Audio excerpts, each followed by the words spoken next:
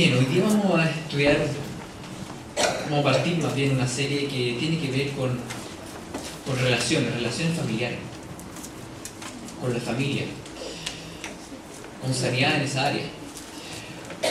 Y para partir esto, yo creo que es interesante ver algunas familias en la Biblia. Porque la Biblia es un libro que es plenamente, ¿no es cierto?, inspirado por el Señor, pero nos pone las familias perfectas.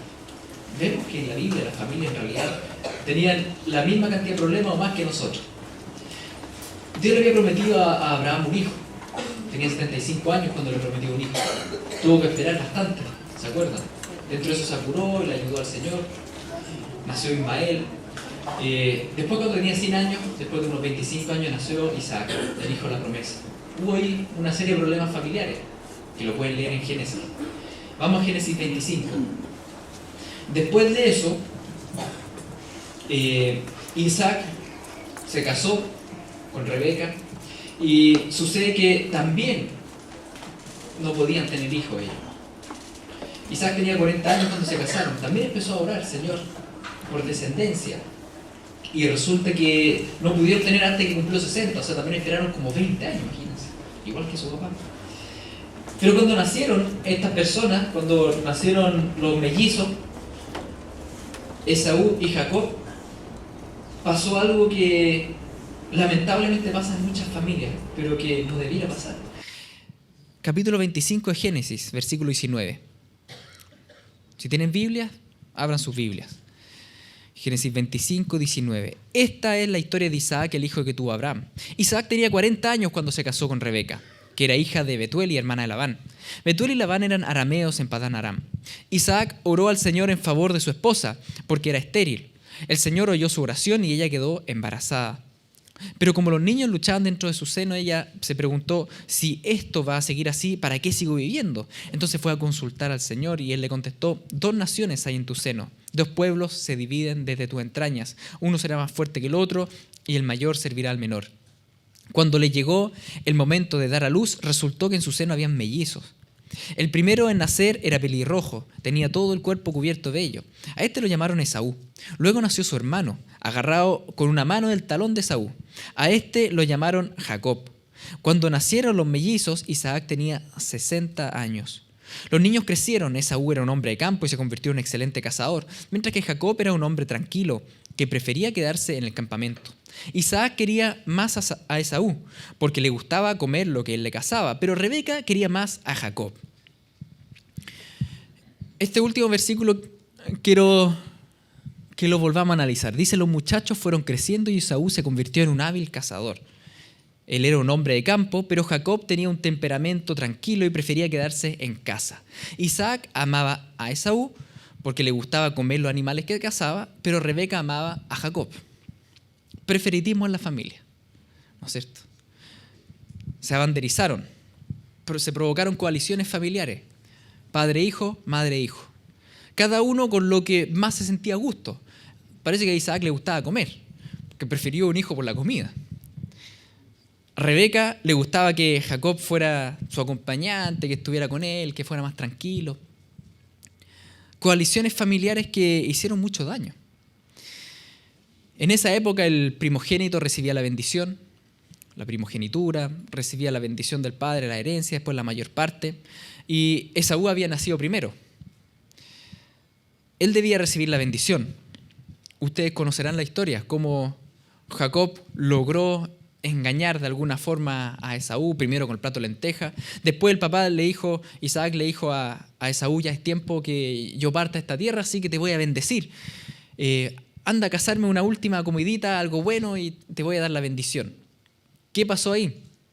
Rebeca oyó lo que Isaac le había dicho a su hijo Esaú. Entonces, cuando Esaú salió a cazar un animal, ella le dijo a su hijo Jacob: escucha, oí a tu padre decirle a Esaú: caza un animal y prepárame una comida deliciosa. Entonces te bendeciré en presencia del Señor antes de morir. Ahora, hijo mío, escúchame. Haz exactamente lo que yo te diga. Vete a los rebaños y tráeme 2 de los mejores cabritos. Con ellos prepararé el plato favorito de tu padre. Después lleva la comida a tu padre para que se lo coma y te bendiga antes de morir. Coaliciones familiares que provocan claramente rupturas dentro de la familia. Cuando en realidad la alianza fuerte debería ser entre padre y madre, aquí Rebeca estaba banderizada con Jacob y Isaac con Esaú. Y empiezan los engaños, ¿no es cierto? Empiezan las intrigas, la artimaña de cómo lograr quitar esto y lo otro y bendecir a uno por sobre el otro. Jacob hizo esto que dijo su madre. Lograron usurpar la bendición de Isaac. Pero las consecuencias para la familia fueron grandes, no fueron menores. Desde ese momento, Esaú odió a Jacob. ¿Cuántas familias con odio tenemos, no es cierto? Porque su padre le había dado la bendición a él. Entonces Esaú comenzó a tramar. Pronto hará duelo por la muerte de mi padre y después mataré a mi hermano Jacob. Fíjense.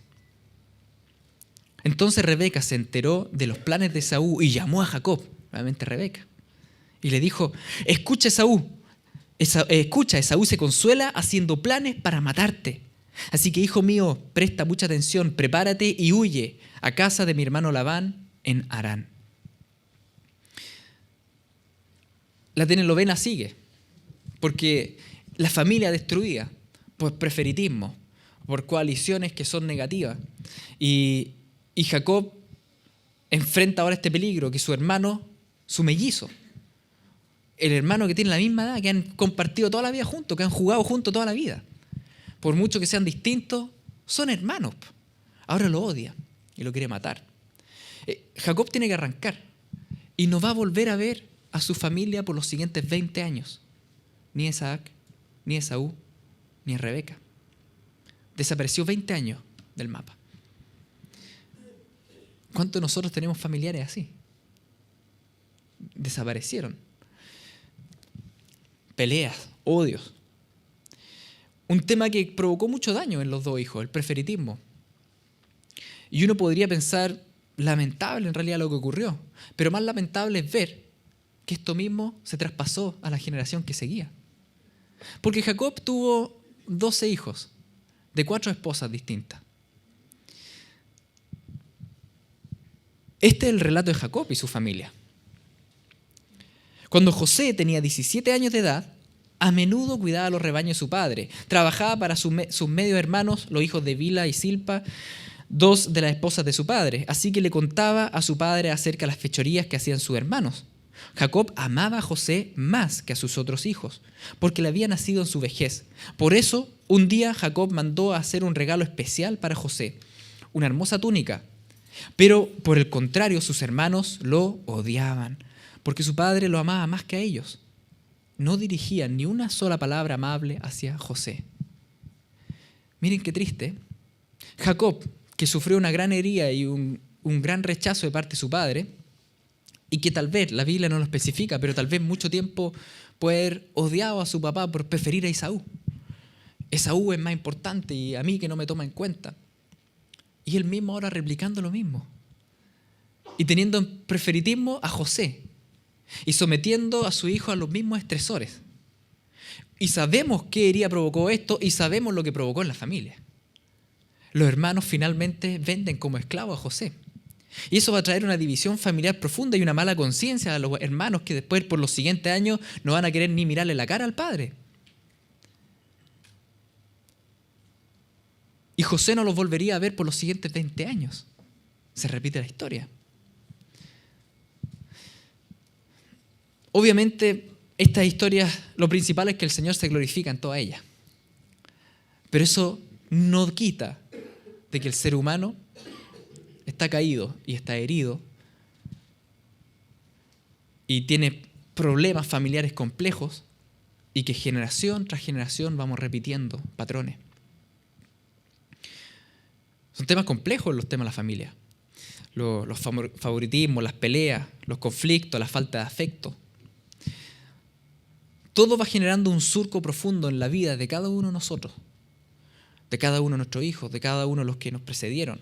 Generación tras generación vamos cosechando heridas y cicatrices y lamentablemente eso nos va a llevar a herir y generar surco en la generación que viene.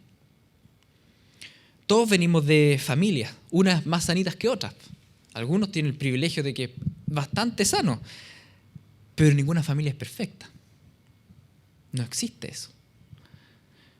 Hay pecados familiares generacionales, ataduras que han pasado desde el tatarabuelo para abajo y tal vez mucho antes, como alcoholismo y adicciones, y que los vemos como esos patrones se van repitiendo, o perversiones sexuales, abusos, ¿no es cierto?, sexuales en la familia, temas ocultos que nadie quiere hablar porque son dolorosos, promiscuidades, temores y depresiones, familias con trastornos mentales que van de generación en generación y violencia física que se ha traspasado y violencias verbales.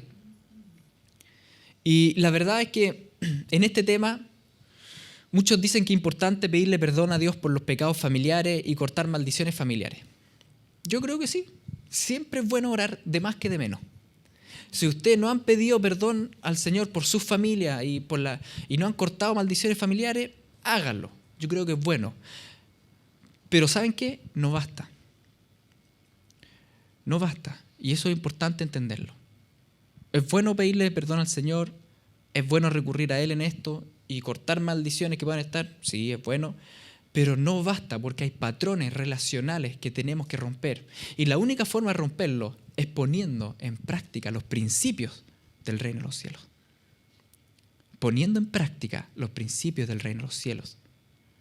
Las generaciones de heridas que han pasado por esta humanidad son tan grandotas y es tan horrendo que yo creo que en esta parte voy a sacar fuera de contexto el versículo Pablo, pero yo creo que viene, ¿ya? Que dice así: soy un pobre desgraciado, en realidad. ¿Quién me libertará de esta vida dominada por el pecado y la muerte? Gracias a Dios, la respuesta está en Jesucristo, nuestro Señor. No hay otra respuesta. No hay otra respuesta. Porque las heridas son muy grandes y la devastación que vemos en el mundo es muy grande. La única respuesta es Jesucristo.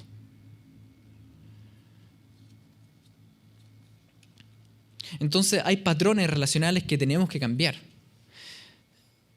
Si queremos ver nuestra descendencia distinta a nosotros y nuestra ascendencia. Los verdaderos cambios se dan al poner en práctica las enseñanzas del Sermón del Monte. Y estamos claros que por nuestras propias fuerzas ni siquiera podemos ponerla en práctica. Necesitamos a Jesucristo. Solo Él puede hacerlo. Todos tenemos trancas, las famosas trancas en chileno, ¿no es cierto? Unos más grandes, otras menos, pero han marcado nuestra vida. Frases que nos han marcado. Ya sea de nuestros padres, nuestros seres queridos, nuestra pareja. Frases como eres inútil y nunca vas a lograr nada. O frases como no, eres fea o gorda o guatona. Y uno dice, no, pero ¿quién tanto me afecta? Afecta. O frases como no te queríamos en realidad, naciste chiripazo. En realidad, mejor hubiese sido que no hubiesen nacido. O frases como eres la causa de todos nuestros problemas. O frases como, ¿sabes qué? Estás muerto para mí. Nunca más quiero saber nada de ti. ¿No es cierto? Frases que hemos escuchado, ya sea en nuestras familias, ya sea en otros. Pueden haber pasado años, pero esas frases no nos dejan. Y están ahí, y han marcado un rumbo, han marcado un surco en nosotros. Y siguen resonando.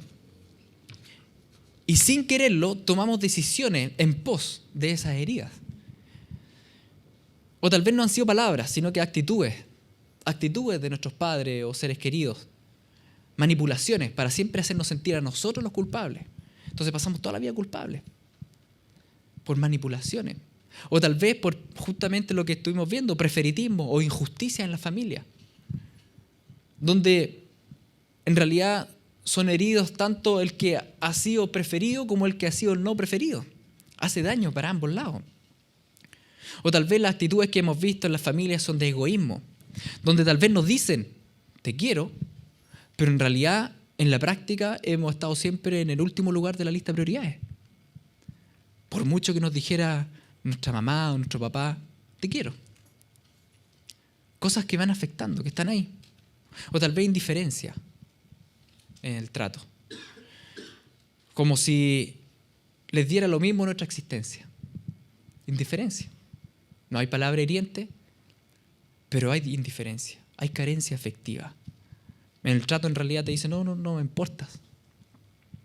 O infidelidades, adulterio, tal vez la familia iba súper bien y teníamos a nuestros padres en un sitial súper alto y de repente infidelidades, adulterio. Y pueden haber destruido nuestra imagen de lo que era la familia. o nuestra esperanza que poníamos en una institución familiar saludable, o tal vez divorcio. Y eso ha provocado desestabilización en nuestra vida, de forma de ver el mundo, etcétera, etcétera, etcétera, porque le podría dar ejemplo toda la mañana. Toda la mañana. Todos hemos sido heridos. Y lo que es peor, seguimos siendo heridos a diario. O sea, no basta con que tengamos heridas acumuladas del pasado. Todos los días somos heridos. Por seres queridos, por gente que nos rodea, por gente de mayor o menor influencia. Entonces, la situación es dramática porque no basta con que tengamos una serie de heridas, sino que seguimos siendo, en chileno, tajeados todos los días. Entonces, ¿qué hacemos? Acá nos vemos todos bien, pero si nos miráramos con lentes de las heridas del alma, veríamos que esto es una masacre, es un campo de batalla. Estamos llenos de amputados emocionales. ¿Qué hacer? ¿Qué hacer? Lo más importante es entender que tenemos que recurrir al médico de médicos. Porque Él fue traspasado por nuestras rebeliones y aplastado por nuestros pecados, y fue golpeado para que nosotros estuviéramos en paz, y fue azotado para que pudiéramos ser sanados. La sanidad definitiva solo está en Cristo, solo está en Él. Debemos recurrir a Cristo. Él es el único que entiende y puede sanar milagrosamente nuestra alma, porque toda sanidad del alma es un milagro. Es un milagro. Él fue crucificado para que pudiera sanar nuestro cuerpo, nuestra alma y nuestro espíritu. Y yo creo que es importante lo que estamos hablando, porque en este tiempo creo que Dios nos quiere enseñar la mecánica de la sanidad. Porque es una mecánica. Es un tema de que constantemente tenemos que ir sanando, porque constantemente somos heridos.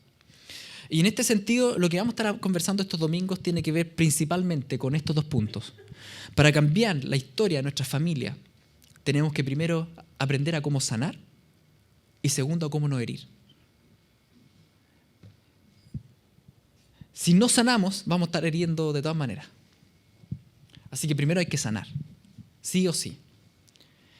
Debemos sanar, porque las heridas, como decíamos, van a determinar conductas, van a determinar formas de actuar. Van a surgir, las heridas del pasado van a surgir como sombras, como fantasmas en el día de hoy, que tal vez las hemos mantenido ocultas por mucho tiempo, pero van a influir en nuestra forma de relacionarnos. Por ejemplo, podemos ser padres, entender lo importante que es decir un te quiero, un te amo a los hijos y no decirlo. Aunque sé que es importante, pero no, como que no me salen las palabras. Sombras de heridas del pasado, porque tal vez nunca nos dijeron a nosotros esas palabras.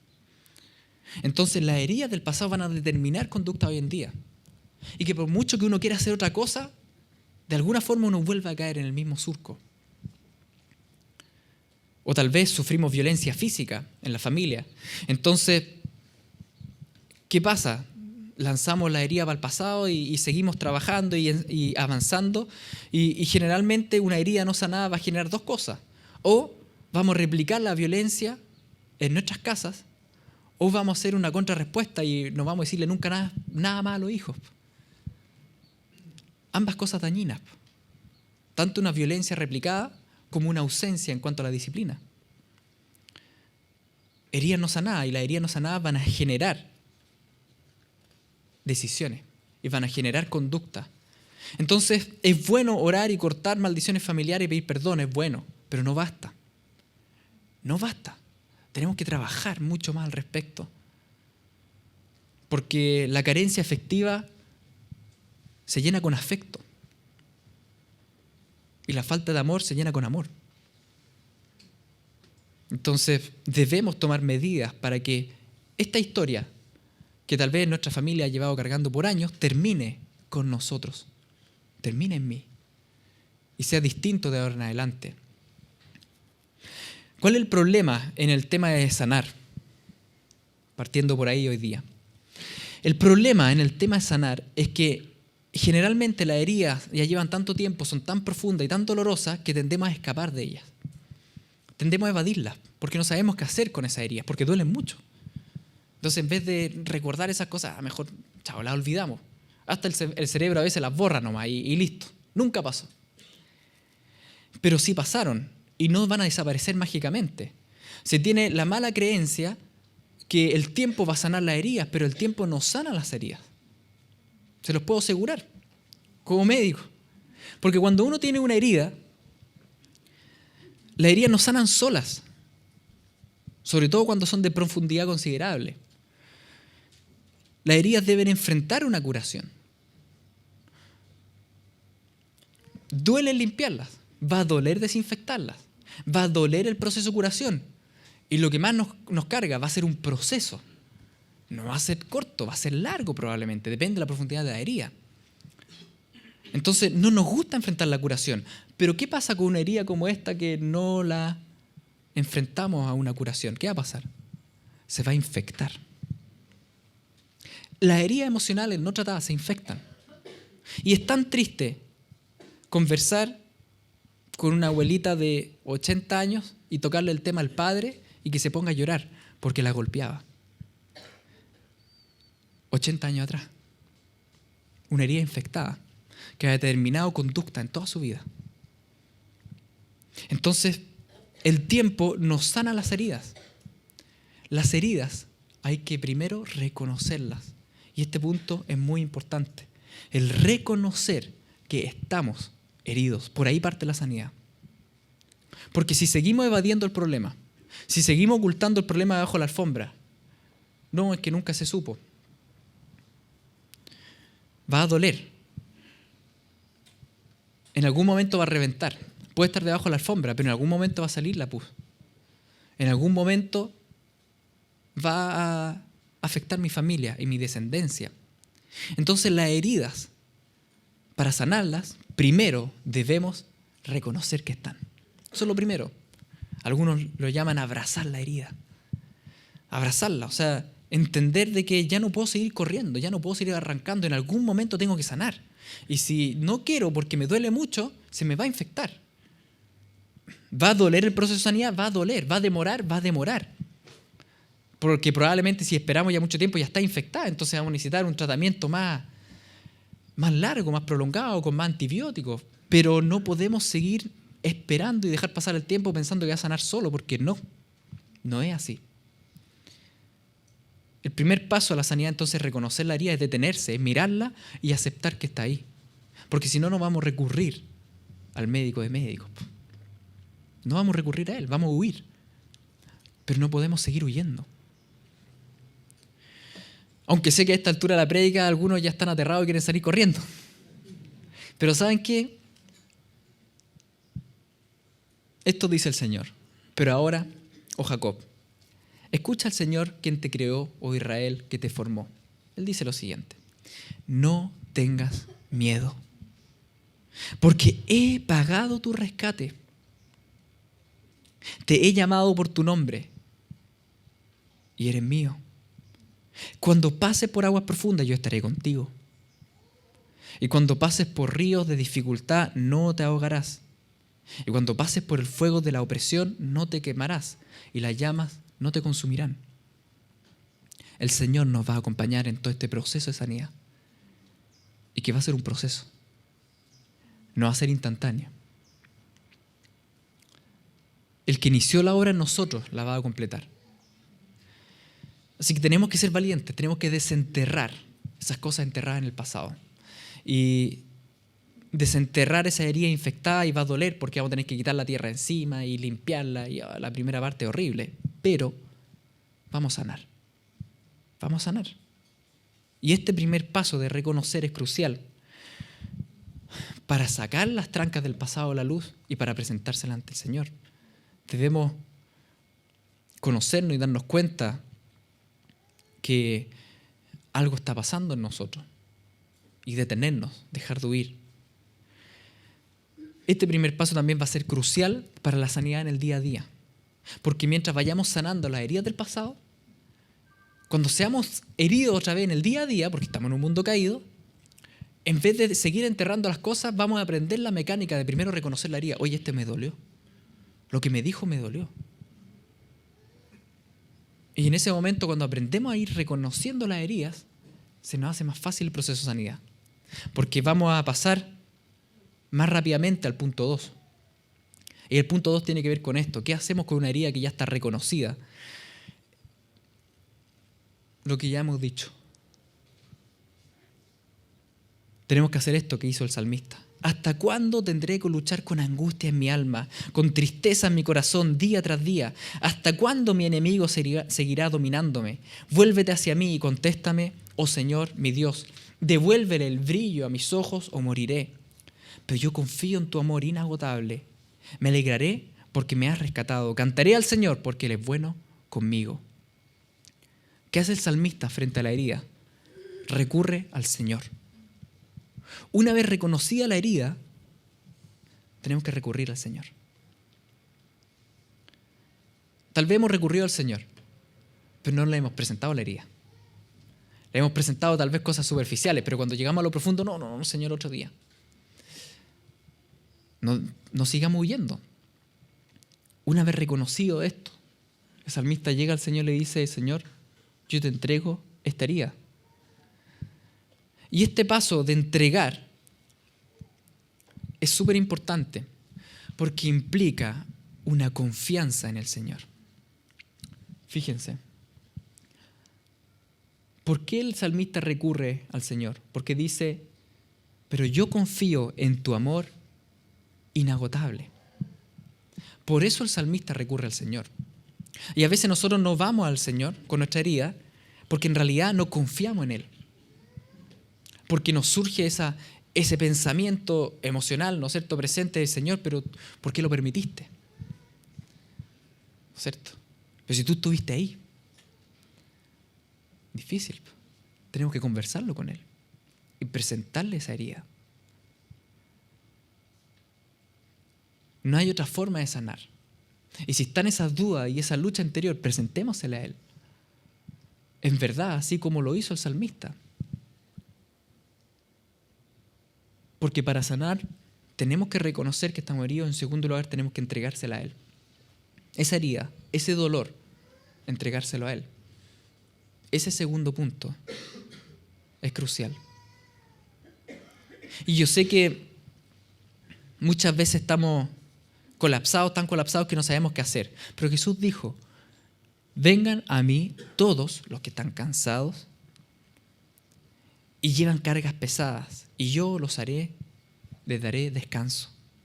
Pónganse mi yugo, déjenme enseñarles, porque yo soy humilde y tierno de corazón y encontrarán descanso para el alma, pues mi yugo es fácil de llevar y la carga que les doy es liviana. El descanso que promete Jesucristo es ¿para qué? Para el alma. Ese descanso que no nos puede dar ir al cine, o ver película, o dormir. Ni siquiera el dormir nos va a dar descanso para el alma. El único que puede dar descanso para el alma atribulada es Jesús. Pero para eso tenemos que engancharnos en la yunta de bueyes con Él. Y tenemos que ir a su paso. Tenemos que ir junto a Él, aprender de Él y vivir los principios del reino y entregarle esa herida. Tenemos que engancharnos en su carro. Solo ahí hay descanso para el alma. No hay en otro lugar. No hay haciendo vacaciones al Caribe. Qué bueno que puedan ir al Caribe, pero ahí no van a encontrar descanso para el alma. El descanso para el alma se encuentra en Jesucristo. Ahí está. Muchas veces no nos enganchamos en el carro ahí, en el yugo con Cristo, porque no confiamos en Él. Ese es el tema. Porque decimos, Señor, esto es muy doloroso. Quizás, ¿qué va a hacer? Pero Jesús promete lo siguiente. Él promete ser cuidadoso. Él promete acompañarnos en todo el proceso. Él promete ser un buen pastor. Estar ahí. Y Dios Padre dice respecto a Él, este es mi siervo a quien sostengo, mi escogido, en quien me deleito. Sobre Él he puesto mi espíritu y llevará justicia a las naciones. No clamará, ni gritará, ni alzará su voz por las calles. No acabará de romper la caña quebrada, ni apagará la mecha que apenas arde, y con fidelidad hará justicia. Tal vez nos sentimos así, una caña quebrada. Y venimos ante el Señor y decimos, pero Señor, La verdad es que si vuelvo a enfrentar esta herida, puede ser que la caña se rompa. Puede ser que colapse. Puede ser que me mande a cambiar nomás. Que perdamos todo. Pero el Señor dice, confía en mí. En primer lugar, yo estoy contigo. En segundo lugar, voy a ser sumamente cuidadoso. Y voy a ir a tu velocidad, a tu paso. Y la caña quebrada no la voy a terminar por romper, la voy a restaurar. La voy a sanar. Sin Dios, lo único que podemos hacer con una herida es tratar de sobrevivir a la herida. Y tratar de vivir lo mejor posible, pero ahí está, supurando. Pero con el Señor, Él quiere sanidad. Él quiere restauración para el alma. Tenemos que entregársela a Él. Tenemos que, lamentablemente, recordar lo que vivimos, lo que escuchamos, lo que nos duele hasta el día de hoy. Ir a los pies de la cruz y decirle a Jesucristo, esta es la herida de la cual está huyendo, la cual no he enfrentado, o tal vez he enfrentado tantas veces, pero sigue ahí y me sigue doliendo. Te la entrego otra vez. Señor, tú sabes que duele. Tú mismo fuiste herido, traicionado y violentado. Tú eres el único que me puede entender. Tú eres el único que me puede sanar. Tú eres el único que puede salvar mi familia. Tú eres el único que puede romper con este ciclo de destrucción familiar. Tú eres el único que me puede sacar y poner fin a este ciclo de depresiones, de enfermedades mentales, de adicciones, de pecados sexuales, de preferitismo, de injusticia, de abandono, de carencia afectiva. Tú eres el único. Y por eso vengo a ti, clamo a ti, te pido por sanidad. Te pido por sanidad. Lo que vamos a hacer ahora, vamos a escuchar una canción. Pido que se queden sentados y que hagamos lo siguiente. El Espíritu Santo les va a poner en su mente, les va a traer a la memoria algo. Tal vez tenemos 1000 heridas, pero Él nos va a poner tal vez una a la memoria. Un tema. Algo que me sigue ahí, que está ahí, y que no me ha soltado tal vez desde que empezaron a escuchar. Eso es lo que tenemos que entregar hoy día. Y no seguir huyendo. Tal vez alguna frase, tal vez alguna cosa, tal vez alguna vivencia, tal vez algún recuerdo, alguna escena, algo. Eso que el Espíritu Santo les vaya poniendo y les vaya recordando en su mente, esa es la herida que Él quiere sanar hoy día. O el proceso que quiere iniciar hoy día. Así que mientras escuchamos esto, tengan su tiempo personal. Abracen esa herida y entréguensela al Señor.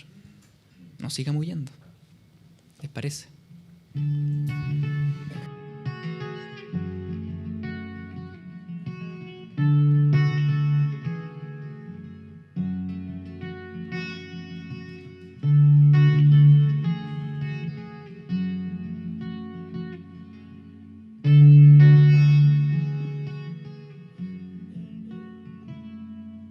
Vengo a ti, te agradezco por tu amor, por tu gracia en mí.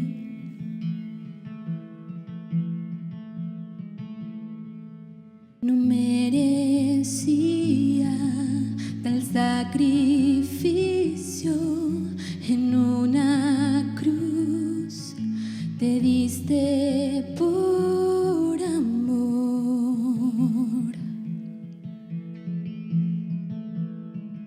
Fuiste herido por mis culpas, maltratado en mi lugar, quebrantado por sanarme, por tu cruz hoy tengo paz. Tú restauras al herido y das consuelo al que solo está.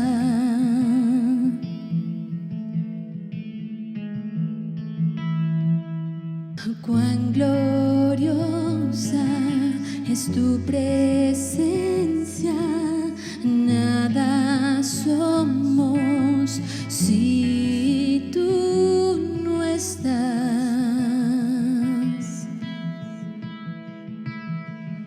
Con confianza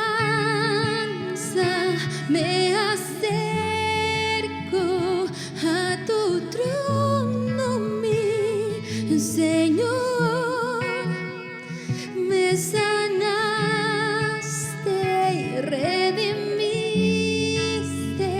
mi esperanza y salvación.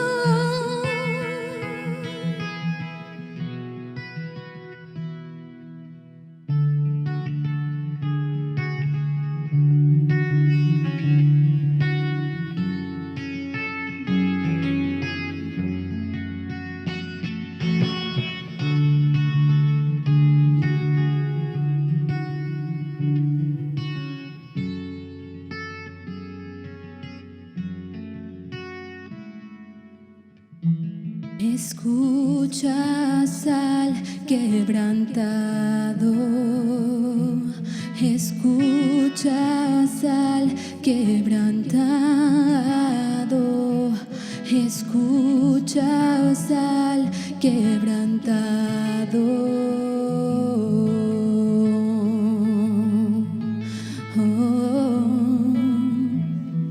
Escuchas al quebrantado, escuchas al quebrantado, escuchas al quebrantado.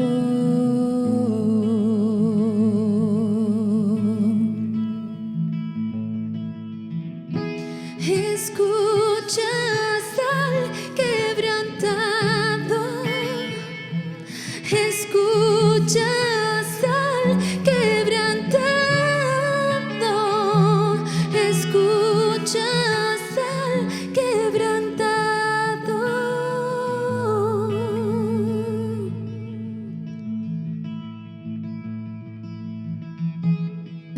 Respondes al quebrantado, respondes al quebrantado, respondes al quebrantado.